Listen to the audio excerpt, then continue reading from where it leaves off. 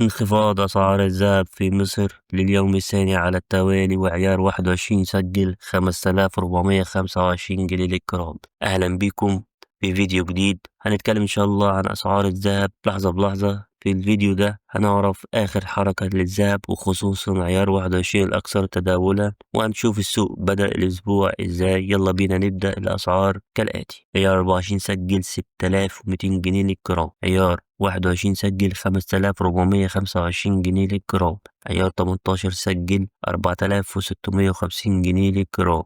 الجنيه الذهب سجل 43400 جنيه. مع بداية تداولات السوق النهاردة، الذهب في مصر شهد هبوط طفيف، واللي أثر على أسعار الذهب المحلي كان تذبذب الأونصة العالمية. يعني الأونصة العالمية هي السبب إن يحصل الهبوط ده وعدم قدرتها على الصعود. طيب الهبوط ده جه زي ما قلنا بعد تذبذب سعر الأونصة العالمي بسبب ترقب الأسواق لصدور البيانات الاقتصادية الأمريكية بعد فترة توقف طويل للحكومة الفيدرالية، وده أثر بشكل مباشر على التسعير هنا في مصر. وبرغم الضغط على أسعار الذهب المحلي، استقرار سعر الدولار مقابل الجنيه ساعد على الحفاظ على أداء الذهب نسبيا. يعني باختصار، السوق بدأ الأسبوع بثبات نسبي، وعيار 21 حافظ على مستواه. ولو الفيديو عجبك ما تنساش تدعمنا بلايك وتشترك في القناة عشان يوصلك كل جديد من فيديوهاتنا. سلام.